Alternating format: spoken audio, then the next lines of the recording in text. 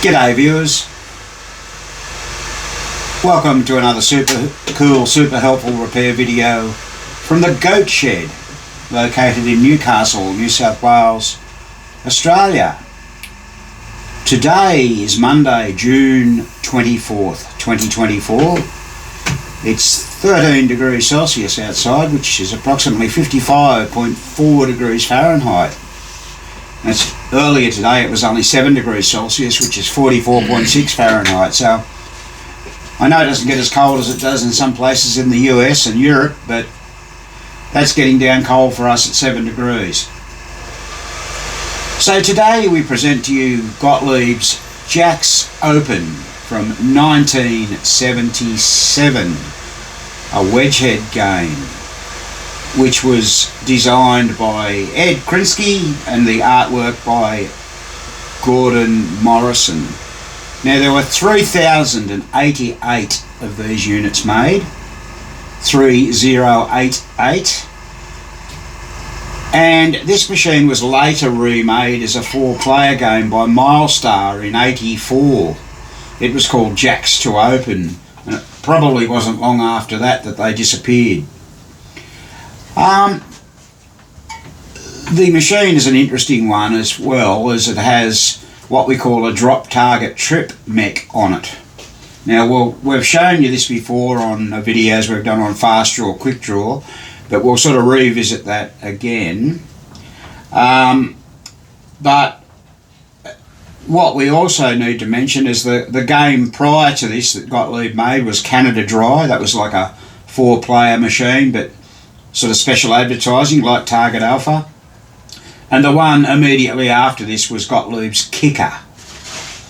Now we've never seen one of those here in the Goat Shed, and fairly rare to see that period, I'd imagine. So this was brought to us last week by a guy who's moving from the southern state of Victoria to the northern state of Queensland, and he told us that it's a favourite game of his or something. I may have understood that it's been in the family a while, but it's not in the best condition, that's for sure and certain. So we've got a fair bit of work to do on this particular game. Now the customer has given us new drop targets, so we'll be fitting those.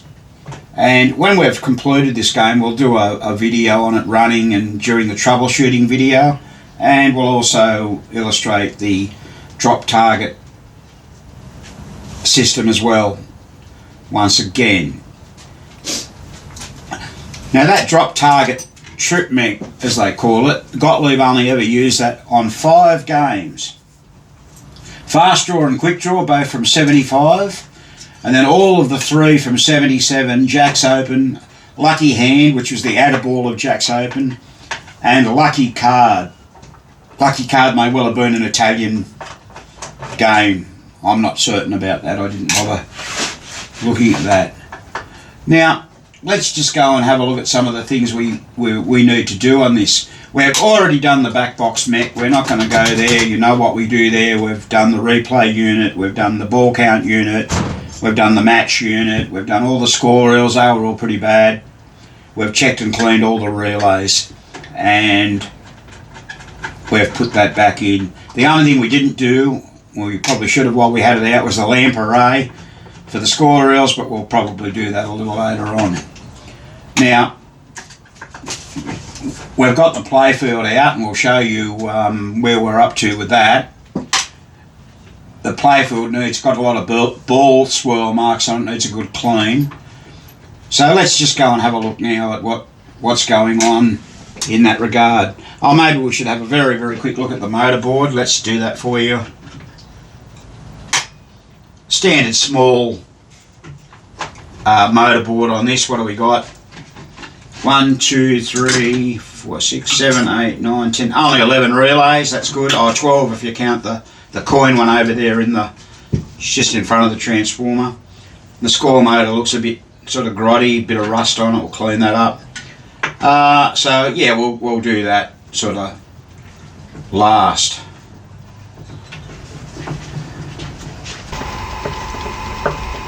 Well, here's under the playfield. Nothing special about this, but In our previous video we did, I think it was on Close Encounters of the Third Kind, we spoke about the flipper bushings, these things here, and how you can put them on upside down.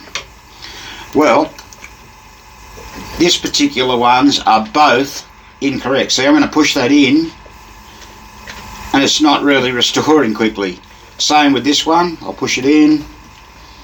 And the reason is that the bearing, this guy's put on a new bearing here, but I can fit my spring hook under there. See that going all the way under? Same here on this side. Now that's not right. So what he's done, there's a little boss on the bottom side of here, and that goes underneath, so the whole bracket's got to come up. That's the bottom bushing. So in both cases the bottom bushing is on the top, and that's what's causing your flippers to jam in there, because these bushings are holding, because they're being held up this way, they're putting pressure against the plunger, causing it to bind and stick. Plus the coil sleeves in this haven't been changed either. Now this is a timely reminder, people.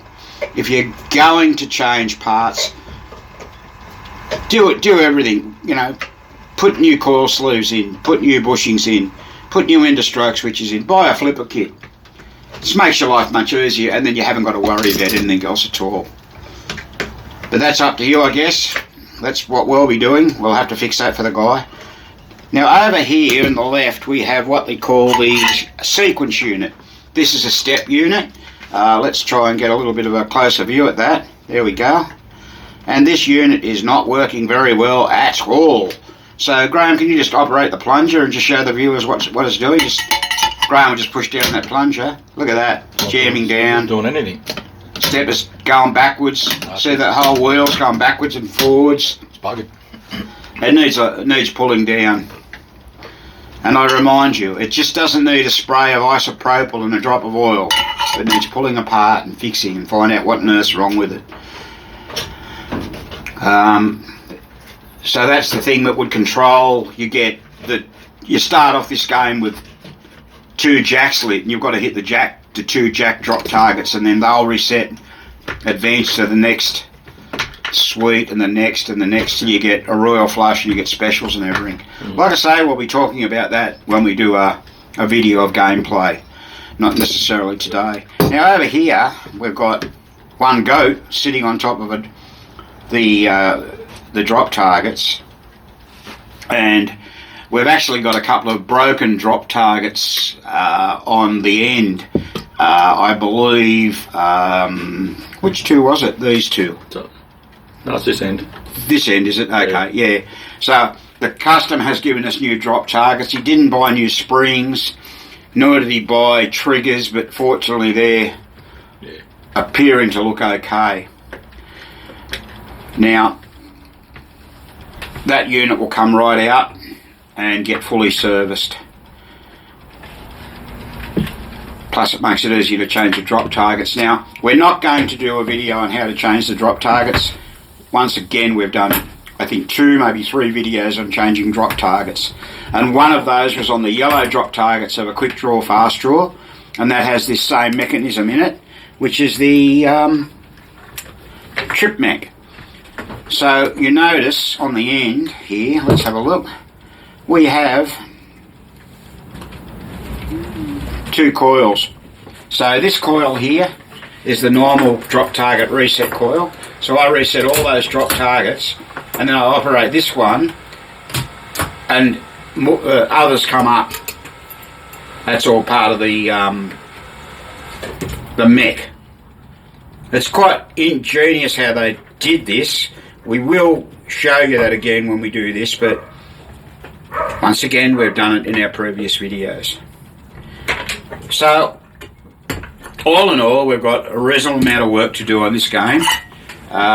We're hoping to have this finished within about the next few weeks, because the guy, as I mentioned, he lives in the southern states and he's moving above our state, so he's going up further north. Sunny Queensland. Yeah, sunny Queensland they call it. Have you been to sunny Queensland, Spanky? I don't think he has. Well, he got as far as Bundaberg and stopped at the Stopped at the rum distillery. And that was the end of it. He didn't make it any further. Oh, I remember we had a chap that lived up near the Bundaberg rum distillery come and visit us for a training course last year. He had a bit of a drinking problem, didn't he? Possibly did. Yeah. Possibly did. Oh, that's the other thing we noticed, viewers, and let's have a little look at this. Someone's put spade connectors here. We're going to get rid of those. We don't like them. They can fall off. They don't make a good connection. Yeah. And look at that. There's backwards and forwards play in that coil. We'll fix all that up when we do our repairs. Just having a little quick look here. We've got 3 fuses in the trip bank, 1 for each coil on there. And we'll be checking the ratings of those fuses. They do look all right from here. They're all slow blow, and see where we get to from there. Another game that came in late last week, I think it was Friday, was a Jack in the Box. Jack in the Box, a Gottlieb 4-player Jack in the Box. We think it was here about 10 years ago. Yeah, I wasn't here when it was here last, but it's a bit of it's a bit of a bitzer. It's got a credit unit in from one of those Spanish machines by the look of it. Anyhow, it came in with a problem where as soon as you power it up, the Z1, Z2 and Z3 relays all pulled in. And we thought, oh, and you couldn't really, you could start a game, but it did funny things, so obviously we had to have a little look at that. And look, what we found was that on the reset trip bank, there's a relay called SB1, sequence bank 1, and there's a make break switch in that was touching, and that was causing those Z1, Z2 and Z3 to come on. So that was a fairly simple little repair. The guy will be happy, but when we were testing or checking the machine, we found a couple of other problems. We found that the replay unit, if you had 6 replays, you press 1, it went back to 0. So come on viewers, what's up with that? We've spoken about this many times. The reset subtract pawl was sticking up in the air because it's on that horrible little pivot screw that often people break, and that's what the trouble was there. The bonus unit isn't working well. We're probably going to have to do a bit of work on that, and a couple of the score reels aren't working well. But other than that, it seems to be working okay. Quite a fun game, Jack in the Box, and of course its 2-player version was called Jumping Jack, yeah. Great game. Yeah, very interesting. A lot of jumping jacks around when I was a kid, but you didn't see Jack in the Box that often. It was mainly the 2-player. 2-player? Yeah, for some reason. Okay. But pretty game, very interesting game. And one that you used to play all the time when you saw it. Okay. Yeah. So, what was that, Graham? 74, 75, something like that? Jack in the Box? Yeah. 73, I think it was. Oh, 73. Could be wrong, but I think it was 73. Well, it's still got that big trip bank across the front, which has got the game over relay in it and things like that. First ball relay and the reset, and probably player 2, 3 and 4 relays as well. Remember, people, Gottlieb got rid of those, and that's when the AX relay came into play. Alright, well, we'll carry on with our work here, and yeah, we've got plenty to do. Yeah, we've always got plenty to do. We'll see what else has got to happen as we pull it down, but what we might do, I might show you the play field and give you a little look at that. So here's the play field. As you can see, shoot 4. It starts off with jacks. You get those up here on the drops. Up it comes, you shoot for queens. Tells you what to shoot for. And then all targets down, score special when lit. Now, just the way this game is then just, you can see there we've got the the red targets are back up, the sequence unit. Pretend it's fired, and we've got a broken king target here, so ace, king, queen, jack and 10, and there's another target broken just here as well. So it's getting all new drop targets, never fear. But what the customer wants is there's a reasonable amount of ball swirl. We'll clean and polish this with the soft hand buff wheel. See how we go with that. Try and make it look a bit better. We might do get some tea tree oil into it. It's certainly not the best. But we'll do the best we can. We'll do the best we can. Yeah, it won't come up too bad. We've probably got a few inserts that might be a bit bad. But your drop targets are going to make a difference. Yeah, and the pop bumper bodies. They're not great. They're not great, but they're okay.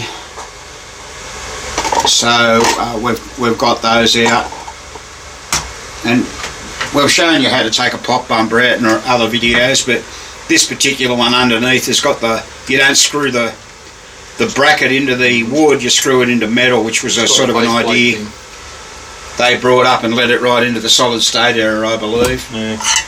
We're going to take the side rails off and paint those. So Jack's open, game number 395, it says up the back there. And like I said earlier, this is sort of really getting well toward the end of the electromechanical era. I'm not sure was that knockout? Was that one of the last wedge heads they made? Oh, TKO. Yeah, TKO, not knockout, yeah. Yeah, probably. Yeah, getting up there. We'd have to look that up. Oh, I'm saying knockout because we're thinking of that. Yeah, well done. That wood rail machine we had in here, which gave us nightmares. I think Spanky's still having nightmares over that, aren't you, Spank? Yeah, but no, that's good. It's interesting how this is 1977, but just down here, that says copyright D. Gottlieb and Co. 1976. But the machine, I think originally they had the release date as 76, but they probably made it because it came out, when did I say, January? It was probably manufactured over the Christmas period in 76 and was released in the new year in 77. And of course it's the middle of winter in the United States over there, isn't it? Very, very cold. And it certainly does get cold in Chicago, Illinois. Had to wear a beanie. I got my beanie on that I bought in Chicago. Oh, very handsome. Very handsome fellow, yeah. It was so cold, you know, the old head got a bit cold, so I bought this beanie in Chicago just after we come back from going up the top of the Willis Tower. Anyhow, enough of that. So we've got to take the wood off. We'll take that off. All the switches we've got to take off. We've already done a few of them. Drop target bank's got to come out. Yes. We've got to hold down the rollovers with some paper, some cardboard. Oh, well, let's show the viewers how we do that. Okay. Now, what we're talking about here is, because we want to clean it, we don't want to take all the rollover switches out. So let's go and have a look at one. We've got one just there. This is just a handy trick. So he's going to just get a bit of cardboard. Oh, I do that one up there. This one. Yeah. Just fold a bit of cardboard over. Oh, like that. Pop it in. You been drinking last night? Drink every night. Right, and that'll hold it. That holds it down. So you just fold a bit of cardboard over. Do the ones up the top there, he will. Another goat shed trick. They shouldn't move. They generally don't. It just says unscrewing the screws underneath when you... And it's more particularly useful when you're doing these, so you don't rip your finger apart. That's true. Those ones. Because, you know, you can come back and cut yourself. Yeah, especially the ones you can only go one way. Yeah. And we like to take the switches out of the road because you can hurt yourself with those too. Yep, all them switches. And it makes it much easier to clean the playfield. Yeah. And we're going to take the wood off, do the wood. Yeah. We're going to sand them back. Just clear coat them, probably 2 coats. Take all the side rail, metal rails off and buff them up. And so we polish those metal parts here on the buffer. They just come off easily enough. We use the same nails to put them back in. You got to use a jeweler's screwdriver to get under the head, and then you turn them out anti-clockwise. They come with out. a pair of pliers. if you turn them the other way or you just pull them straight out, you're going to take the wood and you won't get enough grip when you put it back in, so you've got to do it anti-clockwise. And it's going to come pretty good, I think. I think the main problem's here with the bore spoils, but I think the colours are coming up pretty bright, I think. Yeah, it's a colourful machine. Most of the card ones were, weren't they? Yeah. So, I don't think I put the bumper protectors back on. I don't like did it them. have them? Yeah, but they're just a magnet for dirt and dust. So what he's talking about are those protectors that go under there. Yeah. Cool. These ones, but you can see they're just terrible. Yeah. All right. And actually, I know they protect the paint, but it still looks terrible. I'd prefer the ones that you stick down, the clear ones you stick down. Actually, I'll see if we've got some. We might put them on. Okay. And we might a little bit of blue there might be able to touch up. It's only just abstract colour. All right, viewers. Well, we've got a little bit more work to do here, so we'll carry on with this, and then we'll show you the end result of this particular game. Yeah. Oh, we'll be testing this probably early next week. Maybe before then. Possibly so. Who knows? Yeah. It's not a big job. And so that's pretty well where we're up to with this. What we intend to do, as I said earlier, we'll make another video on it, show you how those drop targets work and how it came up. So certainly look out for that video. Probably do that maybe later this week or early next week, hopefully later this week. Just a reminder, if you've watched the video this far, thanks very much for that. We hope you appreciate what we do for you in these videos. Please consider subscribing to our channel. Don't forget to hit the bell if you do subscribe so you get the notifications. Also give us the thumbs up, and we like to hear any comments that you may have about our work. yeah, any suggestions about future videos? Yes, that's correct. Please remember to do that, otherwise we might run out of ideas. We've gotten some good suggestions of people so far, which we appreciate. And most importantly, keep your machines running, enjoy them. Get them playing. And this has been another Goat Shed presentation.